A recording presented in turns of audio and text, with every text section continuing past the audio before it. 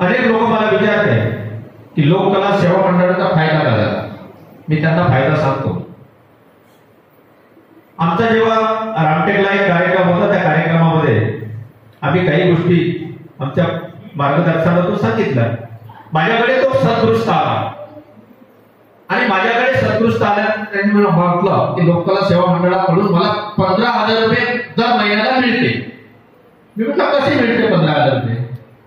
त्यांनी सांगितलं, सर म्हणे लोककला सेवा मंडळाच्या विचारातून मी एवढा बदललो की माझा परिवार बदलला, माझं जीवन जगणं बदललं. म्हटलं काय झालं. त्यांनी सांगितलं की मी महिन्याचे 25,000 रुपये कमवत होतो. 25,000 रुपये महिन्याचे कमवत होतो, परंतु महिन्याच्या शेवटी 25 रुपयेही माझ्याकडे शिल्लक राहत नव्हते. तर म्हटलं झालं का, तुला 15,000 रुपये कोण देऊन राहिलं. तुमच्या लोककला सेवा मंडळाच्या माध्यमातून माझ्यामध्ये एवढं परिवर्तन झालं की मी आज महिन्याचे 15,000 रुपये वाचवतो आणि 10,000 रुपयात माझा परिवार मी चालवतो.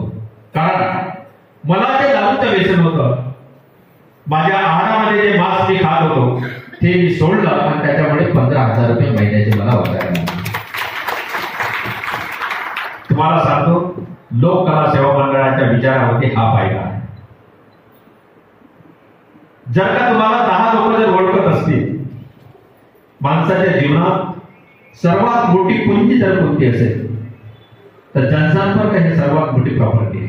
मी नेहमी म्हणतो की जन्म हा भाग्याने होते, मृत्यू समयानुसार होते, परंतु मृत्यूनंतर करोडो लोकांच्या मनामध्ये माणूस जिवंत राहते, त्याच्या कर्माने राहते.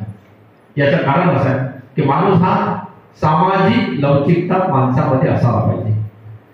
जन्मानंतर मृत्यू हा काळ आहे, पण जन्म झाल्यानंतर आपल्याला मृत्यूच्या वेळी संत कबीराने सांगितलं की जब आप पैदा हुए जग हसे हम रोए, अशी करणी करत की हम हसे और जग रोए. हे काम तुम्हाला लोककला सेवा मंडळाच्या माध्यमातून करायचं आहे. आपल्याला जेव्हा या जगाचा निरोप घ्यायची जेव्हा वेळ येईल आणि आपण या विचारात जेव्हा काम कराल, तुम्हाला असं वाटेल की बरं हे खुशी खुशीत आलं पाहिजे. आपण निवड चूल आणि बोल या कामासाठी नाही, आपण समाज बदलवला पाहिजे. समाजामध्ये परिवर्तन करण्याचं काम खऱ्या अर्थाने आपण केलं पाहिजे. आपल्यामुळे जर 10 कुटुंब जर घडले, याच्या पलीकडे आपल्या जीवनात काय मोठी गोष्ट होऊ शकते. आणि म्हणून याच्याकरता तुमचा जन्म झाला. तुमचा जन्म 2 वेळचं जेवण घेण्यासाठी नाही झाला. जन्म माणसाचाही झाला, जन्म जनावराचाही झाला. माणसालाही भावना आहे, जनावरालाही भावना आहे.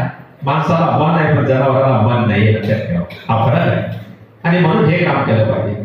जनावरासमोर जर आपण करोडो रुपया घेऊन ठेवला तर तो उचलून घेऊन जात नाही.